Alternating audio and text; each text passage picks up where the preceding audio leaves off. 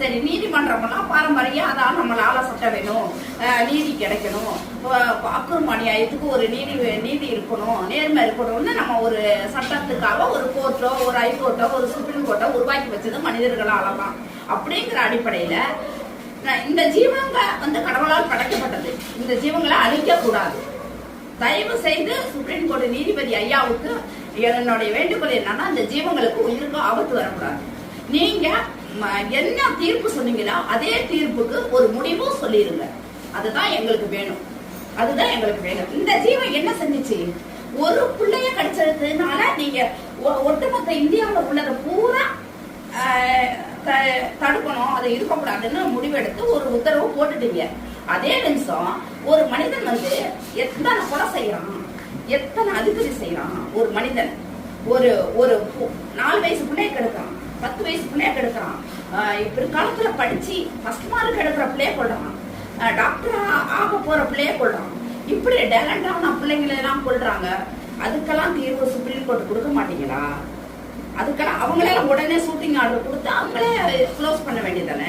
எத்தனை ஸ்கூல் பிள்ளைங்க, எத்தனை பிறந்த பிள்ளைங்க, எத்தனை காலேஜ் படிக்கிற பிள்ளைங்க, எத்தனை பசங்க, எவ்வளவோ பொண்ணுங்க மட்டும் கிடையாது, பசங்களுக்கும் அவ்வளவு ஆணவ கொலை நடக்குது, என்னென்னமோ நடக்குது, சாதி வெறி நடக்குது, என்னென்னமோ நடக்குது. என்ன தூய்மையான நாடா இருக்கா? தூய்மையான தவறு இல்லாத நாடா இருக்கா? இந்த பிள்ளைங்களால மட்டும்தான் தவறு நடக்குதா? இந்த வாயிலா ஜீவன்களுக்கு ஒருவேளை சோறு போட்டு இருக்க இடம் இருந்தா இந்த பிள்ளைங்க யாரையுமே துன்புறுத்தாதுங்க. இல்ல எத்தனை இப்ப இது எதனால பிள்ளைங்க ஒருத்தரை கடிக்குது? அதுக்கான முறையான உலகம் இருக்கு. உலகம் எல்லாத்துக்கும் சட்ட திட்டம் எல்லாம் இருக்குல்ல. அதே மாதிரி இதுக்கும் ஒரு சட்ட திட்டத்தை, இதுக்கு ரேபிஸ் போட்டே ஆகணும், இல்ல வீட்டுக்கு ஒண்ணு வளர்த்தே ஆகணும். ரேபிஸ் போடாம இருந்தது யாரு தப்பு? இல்ல கருத்தடை பண்ணாம இருந்தது யாரு தப்பு? இவங்களுக்கு முறையான கருத்தடை பண்ணிருந்தா இவ்வளவு பிள்ளைங்க ரோட்ல திரிஞ்சிருக்குமா? இல்ல இவங்களுக்கு முறையான உணவு கிடைச்சிச்சுன்னா இவ்வளவு பிள்ளைங்க ரோட்ல திரிஞ்சிருக்குமா? பசியில தான், அதுங்க பசியில மட்டும்தான். மக்களே, மனுஷனே பசி ஒரு 4 நாள் சாப்பிடாம இருந்து பாருங்க, நம்ம மைண்டே வேற மாதிரி போறாங்க. வீட்டுல பசிக்கு பட்டினிக்குனாலதான் திருட போறாங்க. திருட போறது எதனால? கொள்ளையடிக்க போறது எதனால? மத்த பணக்காரனை ஏமாத்துறது எதனால?